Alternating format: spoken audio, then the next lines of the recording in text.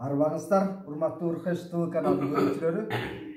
Мен сиздер менен бүгүн белгилүү бизнес өкүлү Жаратман Жумадил Эгембердиев менен мен Оор Шакир улут маселеси жөнүндө кеп кылабыз. Экономикада өзгөчө ата мекендик жергиликтүү бизнес үчүн мындай айтканда кардар аста саны, элибиздин саны аз. Анан кандай бизнес болбосун, керек болсо адабиятта дагы кардарын көп болсо адабияттын базары кайнайт да. Бирок биздей эл сапаты жагынан да начар, саны жагынан да аз болуп атабыз. Ошол улуттун сапаты жана саны жөнүндө сөз кылсак кандай дейсиз? Демография маселесин. Себеби экономика акча санап жүргөн киши дайыма ушул жагынан бир талуулуу маселе экенин сезсе керек. Биз азыр базар экономикасынын доорунда жашап атабыз да. Аны дагы өрчүтүп азыр следующий этапты өттүк. Биз 30 жыл жашадык. Эми астын ойлонушубуз керек да. Экономика деген эмне? Бул экономика деген рынок деген бул элдин санына жараша болот. Эми Бишкекте мисалы 100 000 киши болсо, каякта экономика? Дейсиз. Каякта рынок? Рынок эмес ал. Мына могу жерде азыр миллион болуп атат. Эми биз келечекти өйдөгүздө караш керек. Биз будущийди карабай атпайбы? Биз күнүмдүк эртеңки иче турган чайыбыздын аныбызды бүрсүнгө төлөй турган светибизди налогубузду эле карабай ошондой атабыз. Биз бир 40-50 жыл период карашыбыз керек. Понимаете? Ушундай алыс кыргызыш керек. Кадам. Максат. Жанагы келечектин образын, келечектин картинасын түзө билиш керек да. Мына ушундай да кептим бар. Эми мен өткөндө айттым, 30 жыл эмне болот деп эч ким ойлонгон эмес да. Баягы самат течение менен ушинтип келе атабыз да баягы. Өлтүр келе атабыз. А эгерде биз тетиги 20-30 жыл, 40 жыл эмне болот? Жана демография деп атасың. Эми 40-50 жылдан кийин эл канча миллионго жетиш керек? Мына ушундан бери. Керек болсо максатты коюш керек. Дагы 40 жылдан кийин эл 20 миллионго жетиш керек деген максат койсок. Кыргызстандын элдин саны ошондой кантип мисалы да. Мына бүгүнкү санаш керек аялдарды. Канча аял бар? Төрөгө жөндөмдүү. Бүгүн аялдар 2ден көп төрөй атпайт. Билесиң, бирди төрөйт. Атышка кетип атканы канча? Атышка кетип атат. Эми ал Россия кеткендердин көбү ушакта гражданство алып ошолор эми жартысын алып алсак, кыргыздын сөкүр эркектерине тийгенче башка улутка тийин деп кетип аткан. Ошондой. Анан 3тү төлөгөн чанда болуп атат да. Анан 2ден кем төлөгөндө жанагындай вымирание, улут өлөт. Улут өспөйт. Билесиңерби? Ушундай статистика. Элдин баары билиш керек. Ар бир эркек, ар бир жаран билиш керек. Ар бир эрди катын дейсиз. Эрди катын билиш керек. Эрди катын тиги мамлекет билиш керек. Бул жөнүндө. Анан жанагындай максатты койсок, ошондо аялдарга мотивация коюш керек да. Бул мамлекеттик деңгээлдеги биздин 20-30 жылдан кийин 20 миллион болсок жаманбы? Ооба дейсиз. Азыр мында масайып атпайбы? Чегараны кайтарганга солдаттар калбай атпайбы? Армиядан качканы канча? Ким кайтарат чегараны? Улам тиги чегарадан кетип атпайбы? Азыр баткенде эч ким калбай калып атпайбы жаштар? Бүт чалдар калат, эми бир 40 жылдан кийин чалдар калат таягы менен чегара кайтарат. Мына. Жаштардын көбүнүн маанай четке кетип. Мына азыр 5 миллион, биз ушул жерде 4-5ке жетпеген миллионбуз. 20 миллион болсо, билесиң, мына андай эсептешет. Кыргыздар 20 миллион. Чегарасын бекем кайтарат алар. Экономикасы мындай күчтүү. Алар тетиги Норвегиянын эмесине деңгээлине жетейин деп калышты. Израилди оолап баратат. Алардын мындай жана биз айткан тиги мүмкүнчүлүктөрдү пайдаланышып ушундай булар укмуштай кыргыздар деген программа болуш керек. Эми ошондой мен мындай тетиги келечектеги картинаны чийип атам да, мечтаны, фантазияны ошону айтып атам. Сага айтып, сен көрө беретпейсиң мен. Сен мени кытыклап атпайсың. А мен жанагы тетик төштө жатып алып, ойлонгон оюмду сырттан карап алып, мен айтып атканым бар, взгляд со стороны. Мен капталдан туруп алып мунун баарын көрүп ой толгоо болот. Ар бир жанагы ар бир гражданин өзүнүн улут үчүн, мамлекет үчүн, эл үчүн ойлонот. Мен ошо ой толгоону азыр баягы тиги ардактуу эс алда жүргөн тиги ветеран катары айтып атам сага. Мушт эмесмин, политолог эмесмин, чыныңгы философ эмесмин. Бирок байкоочу жөн эле, жөнөкөй мен айтсам сага айтып атам да, мен башка жерге айткан жокмун. Чыныңгы? Мен жулунуп берип алып айтам деген киши эмесмин. Ооба. Сурасаң айтып коем. Сен мени бүгүн кармаган сурап атпайсың. Мен ушуну айтып бөлүшүп атам сен менен. Анан кантип көйөбүз? Аны аялдар төрөш керек. Аялдар кантип төрөйт? Тиги иштеген айлыгы жанагы 15.000 болсо, 2 баланы багабы, жанын багабы, күйөөсүн багабы, күйөөсү да кадырбей болуп калса. Ооба. Туурабы? Анан мен мисалы мондай кылат элем да, мисалы мен мага ушундай вазифа тийип калсачы мисалы. Аялдарда айтат элем, 6-7 чейин төрөгүлө. 3-төн ашкан баланы 20-га чыкканча мамлекет багат. Мамлекет багат. 20-га жеткенче. Мамлекет багат. Ошо энени өмүрүнүн аягына чейин пенсия алыш керек. Бир балдарына зависим болбойчу. Мына ушундай политика бар. Бул мамлекеттүүлүктүн кадамы. Бизде саясаты. Мамлекет мына ушундай болуш керек. Жакшы. Бул өзүнүн келечекте жанагы 20-30 жылдан кийинки 20 миллионго салым кошоткон болуп аял президенттен да күчтүү. Спикерден да күчтүү. Депутаттан да күчтүү. Бардыгынан ушул аял күчтүү. Медаль менен алдабасын. Бериңизчи колдойт. Медаль менен алдабасын. Медальдан жана алып атат, кайра берип атат. Медаль менен алдабасын. Медаль это ничего не стоит. Жакшы кеп муну. Чыгып атасыңбы? Мына ушундай стратегияны ким ойлонду? Ама ошон бир келе ойлонуп атамчы. Жатып алчы. Биз кыз келиндердин кадырына жетпей атабыз да. Ошондон кийин жанагы жок, мен төрөбөйм, экинде төрөйм, мен инженерим, мен директор болуп иштейм деп иштей берсин. Ага ошо жетет, өзүңдү анда өзүң төрөйм. А 3-төн ашкандай төрөй тургандар 3-төн ашкандан кийин ар бир баласын 20 жашка чейин багыш керек. Мына ошондой саясат кылса билесизби аялдар? Төрөйт. Анан чыгарып.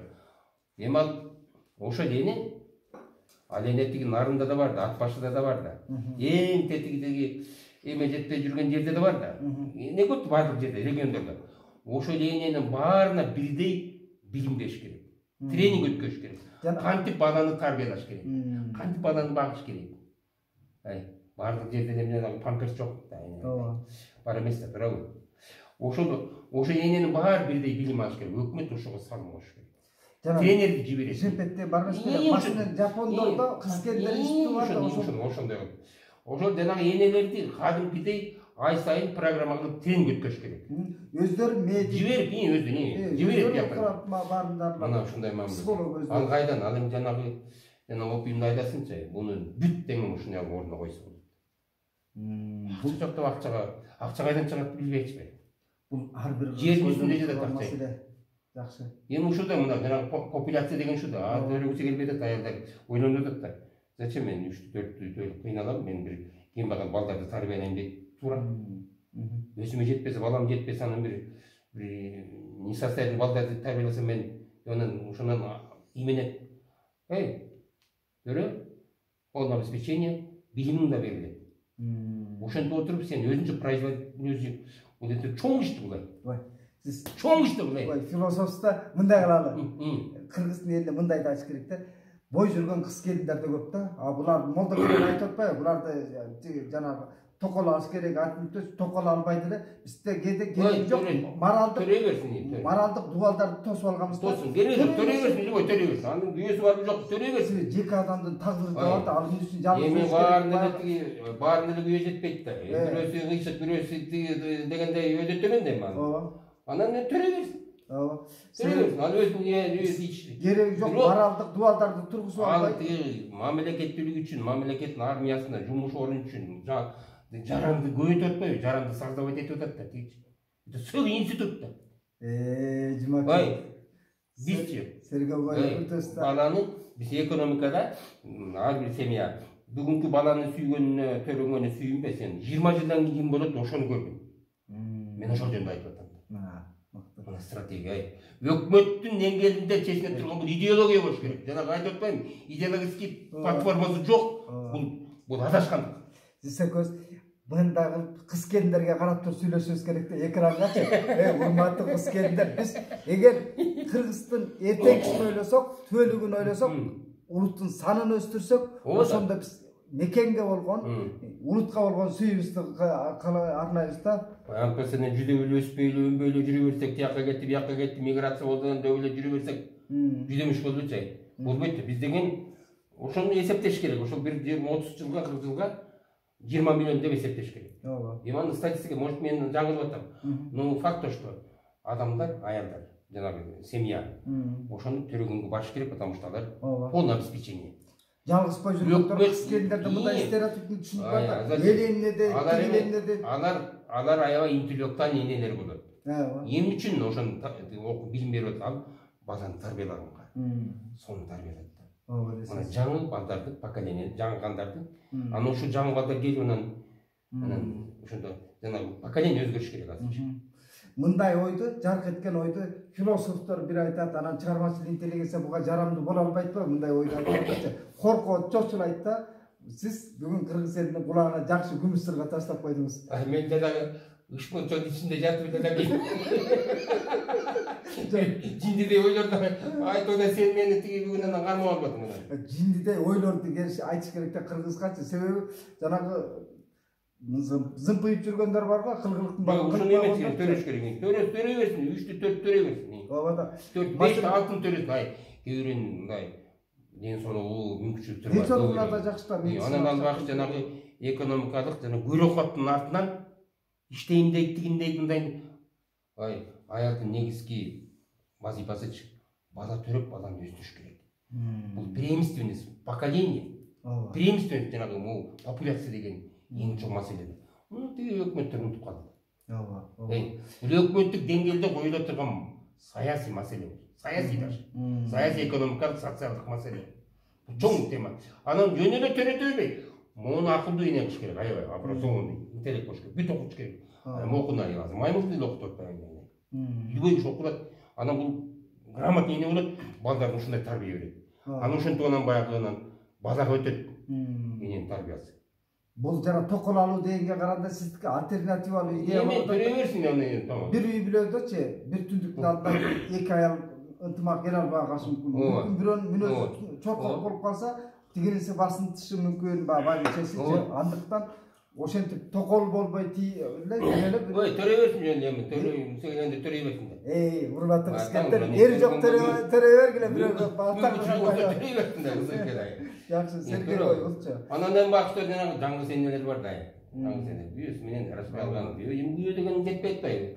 Бүйөнүн баары баягы тиги аял бага туруп бүйө асып болуп атпайбы? Болсо дагы. Анан өкмөт айтат да, сен эмне жанагы бүйөнү истеп, сен төлөй бер балам. 3-ті 4 төрө. Өкмөт мен багам. Сен зато бизге 6,5 деп төлөп бересиң. Мен өзүм 20-га чейин окутуп турган окутуп алып барып ишке салам дейт. Мынакей. Мына ресурс деген ушундай. Мына 20 жылга алдыга ойлош керек. Биз 20 жыл эмес, 5 жылдан 5 жылга шайлоого иштеп атпайбы? Болбойт. Биз улуттун санын ойлой башыбыз керек. Мына мамлекеттүүлүк деген ушул. Мамлекет деген ушул. Түшүнүп атасың? Сиз экономист катары, бизнесмен катары карабыз да. Мен жөнөкөй эле мындай эле. Мен айтып атпаймынбы, жанагы тиги шоронун шалдыраган арабасын тартып жүрүп, ушунун баарын мен жөн тертип менен бар көрүп ойлонуп атам да. Тиги башканы тарткан немелер аны көрбөйт да. Мен жашоонун отун чогун бастым да. Жетинчилик дегенди көрдүк. Анан тиги жанагы Акаевден баштап мен өзүм арабамды тартып жүрдүм, бирок бул өлкөнүн биякта болуп аткан, кайнап атканын бир качкан жок. Мен сырттан жүрүп арасынан да тартып кетерим да, мынтип карап, эмне болуп атат деп. Акайымды көрдүк, Бакийимди көрүп бүтөм, сайзатка кийишпейм, азыр тиги таарынышат.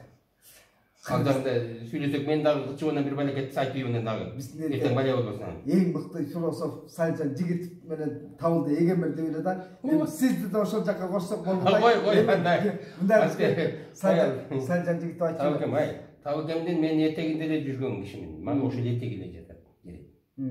Жатасың? Ал мен Табылдыдан ушул Табылдыдай болгум келет деп жүрүп анан ошондой Ошондон ойгондум да. Табылдым ойготуп кетти да. Бирок ала таң жүрө бер дечи да, тиякта жүрө бер. Жүрө бер деп бир күндө да кетип болот байыр. Анан эми арба кырас болсун мен ичимен айтам, да, табылды. Сен мени алдап кеттиң депчи. Тиякта да жүрө бер, короодо да жүрө бер, подвалда да жүрө бер. Всё, бияк мен жасайын деп. Анан эми табашалашып калчу жүрөт экөөбүзчү. Анан ошентодон кийин арба кырас болсун, мен ошондо айтып коем деген. Жора досторго айтам. Эми туугандар менен айтпай, табылды мен ушакта жүрө бер деп бага айтпай өтүп кетти. Ана мен талада калып калдым депчи. Атаны талада калгырая. Табылке жолугу айтып атпаймынбы? Бир подружкам жумушу жок жүрөт, шор компаниясына жумушка албайсып турсун. Ой, бизде конкурстун астына дейт да, Жумайдыл деген 20 калчу, ошол билет ишимде жок депчи. Анысы кандай? Ооба, эми экөөбүз түзөбүз дедик правиланы. Экөө түзүп анан отчет берет. Так, мондай болмойлу, мындан кийинки принциптер, система. Кадр маселесинде конкурс негизинде алабыз деп.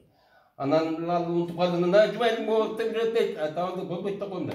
Болду анан анан кийин. Алай тиги бат эле эметчи. Демография маселесине келгенде бул бир гана экономик бизнес үчүн маанилүү эмес. Салжан Жигитов айтчу эле да. Улуттук адабият тилибиз, улуттун саны өспөйт, адабияттын да өспөйт деп, тил маселесин жоголуп кетет дейт да. Эми тил темасын бир өзүнчө дарыя, тилди башка түшүнүшү эле. Тил маселеси, эне тил боюнча. Жок, ушуга эле байлайбыз. Демография маселеси менен катар, себеби улуттун саны өспөсө, улуттук адабияттын кантип өсөт, эне тил кантип өсөт. Эми мына тил деп калдым. Биз жанагы мен айтып атпаймынбы, 20-30 жылга период карашыбыз керек. Бул жанагы ошондо кыргыз ким болот, кандай болобуз? Ошол жөнүндө ошо картинаны көрбөйт эч ким. Ооба. Ошондо биз ким болобуз вообще?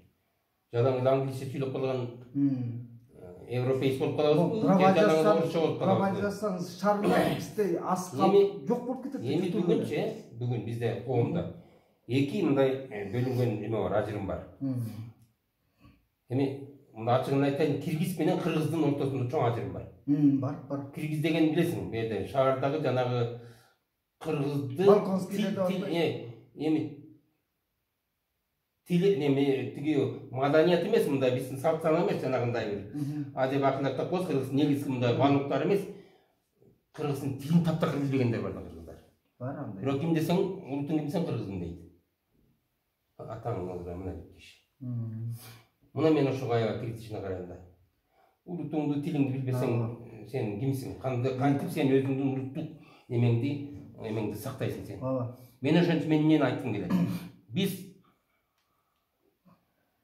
келечекте өзүбүздүн негизги улуттук баалуулуктарды сактай билген. Улуттук жанагы баркыбыз, жанагы тиги маданиятыбызды, жанагы салт саналарыбызды, макал лакаптар жери толгон бир улуттук өзгөчөлүктөрүбүз бар да, кыргыздын. Толгон өзгөчөлүктөрүбүз бар. Мына улуттук баалыкты көтөрсөкчү. Ошол эле жанагы Онус четкен, ошол эле Манас айткан, ошол эле жанагы Жомак, ошол эле тиги бул толтура. Ошону унутпай, бирок өсүү процесстен калбай, элдикте тиги глобализациядан калбай өсүш керек. Мындай регресс болбош керек, артка кетпеш керек. Биз аябай билимдүү, прогресс, акылдуу кыргыз болуш керек. Душабызда дагы мондай духовный байлыкты, жана руханий байлыкты унутпаган. Руханий деп коеюнчу, мен ар кайсысын тантырап айта албай атпайм. Руханий өзүбүздүн баалуулугубузду жоготпой, түшүндүңбү? Анан тилди сайраган, орусчасын дагы, немисчасын дагы, англисчасын сайраган эң бай өлкө болушубуз керек. Эми бул кантип болот бул? Мамлекеттүүлүк деген чечет. Бул мамлекеттик саясат болуш керек. Именно ушул бул жана билим берүүдөн башташ керек сразу эле. Билим берүүгө период билим берүү болгон ошо айткан маданият, искусство, анан тигу, анан я кино деп кече айттым, ошонун баары, анан кийин ошонун баарын ордуна коюш керек жана. Биз эң башкы приоритет ошо билим, маданият, билим, маданият, демографияда ошондо. Анан эми ошол жанагы ошондон биз 6, 5, 4 миллион болуп кете берсек өнүгөбү тилибиз? 20 миллион болсо өнүгөбү. Ооба десеңиз. Карасаң, Мына мен эң күйгөнүм мындай болуп атат да. оркеструга жана жомоктор дийлеп атпаймынбы? Уккандар аз экен да. Себеби эң алдыңкы окуу жайларда эле жеке мектептер өсүп атпайбы? Бала бакчалар бирок орус тилинде окуп атат да. Ошолор анан түшүнбөй калыптыр да аларчы. Демек биз ушундай темп менен кетип отурсак, 10 жылдан кийин алар бойсунуп коомго аралашат, кыргыз тилин түшүнбөй калат, кыргыз тили баягы көркөмдүктүн эле деңгээлинде болуп, кыргыз тили ошо дипломатиянын тили боло албайт, илимдин тили боло албайт, саясаттын тили боло албайт, чындыктын тили боло албайт. Анан кыргыз тилинде только ушак айтышып калабыз, кыргыз тилинде кошок айтышып эле калабыз, тиги кошомот айтып эле болду. Эми көп мамлекет көп өздөрүнүн тилинде сүйлөйт экен, мына Грузияда өзүнүн тилинде сүйлөйт, Монголда өзүнүн тилинде сүйлөйт экен, бирок англисче билет. Англисче өздөрүнүн тилин, өздөрүнүн немелерин унутпайт айыл. Маданияттарын унутпайт, өздөрүнүн тамагы. Биз эми 20-30 жылдан кийин эмне болот деген маселе бар да. Ошонун баарын сактап калып, жанагы мен айтып аткан киргизтерчи. Иши да жок могу менен эчим. Мисалы ошого управление берсең, мамлекет управлять этсең, кезет. Улут балыктарчы жанагы эмне балык дедим жанагы руханий балык деген жалпысын айткандачы, бир сөз менен айтканда руханий балыкты биз сактап калышыбыз керек. Ошо менен тем самый интересный мир дүйнө жүзү. Кыргыз бар, өзбек бар. Представь, 100 жылдан кийин бир эле минтип эле мындай эле непонятно кыргызбы, орусбу эмне экенин билбей калсаң. Бул эмне деген болот? Бул катаклизм. Все мировой катаклизм деп коет. Француз жоголсо, немис жоголсо, ким? Сен 100 жылды ким көрүп билет азыр? Ошончо ким ойлонот бүгүн? 20-30 жылды ким ойлонот? Мына 30 жыл өтүп кетти. Мына азыр этебиз жей албай атабыз. Эмне болуп кайдан келгенди бүтө эте жактырып атабыз. Тогда давай у жерден крест коюн деп буягын тизелеме. Кийинки 30 жылдыкты ойлонолу. Мына ушу жерде мына стратегия жана градостроительство, будущий там страны деген, образ страны, келечек деген мына ушу жерден бүт коюш керек. Демография, популяция, жер, тоо, ген, мүмкүнчүлүк, тиги бул, кошуна, колоң, бүт полностью бүт. Тил, эне тил. Баары тең. Тарбия, бала, тиги, жана эне, жана айттым жанагы. Кандай кылыш керек? То есть толтура билдим чечимди. Чумаке, биз эми жыйынтыктоодо мындай кылалы. Көкүрөгүңүздү тызылдатып аткан кайсы маселе бар? Эркин темада, эркин бул биздин каналга карап, тиякты карап айта бериңиз да. Кайсы кулагына эмнени куя бериңиз? Эмнени бир нускалай турган болсо, жыйынтыктоо сөз. Көкүрөгүмдү өйүп аткан азыр биз мына 30 жылдан бери ушу изденип эле келатабыз. Анан азыр мына жаңы эле бирдеме ачылып болду, биз жаңы падышабызды кабыл алдык. Элдин көпчүлүгү менен алдык. Мен ушу элдин көпчүлүгүнү сыйлап, ушу кишиге мен ар бир кыргыз жардам бериш керек. Шарт түзүп жардам берели, убакыт берели. Анан бул кишинин жанагы көп нерселерди айтты.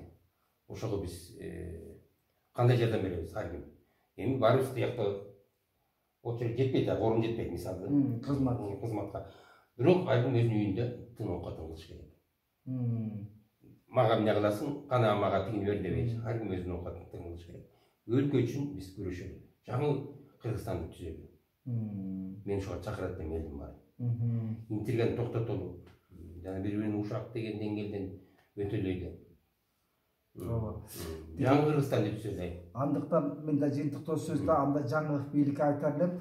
Жумадил Эгембердиевке окшогон жаратмандарга кызмат орун бериштин кереги жок. Тек гана бизнестеги климатка жакшы мүмкүнчүлүк бериш керек. Бизнес, частный собственностька, жеке менчикке өтө чоң мындай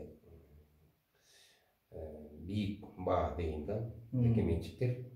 Ушулар да негизги жакшы жашоонун түзгөн. Бизнес, жеке менчиктер. Жеке менчик азыр ушундай жакшы атмосфера шарт түзүлсө, Кыргызстан ушундай өнүгөт да. Бүтүп турабыз азыр. Иштеп атабыз уже биз.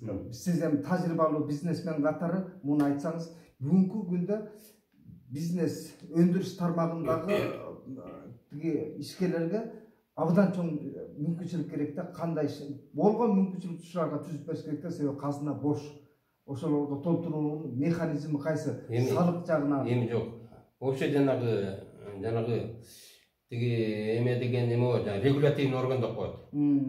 Bir багыш бизнес түзүш үчүн bir 15-20 жанагы текшерүү органдардан барып өтөт да.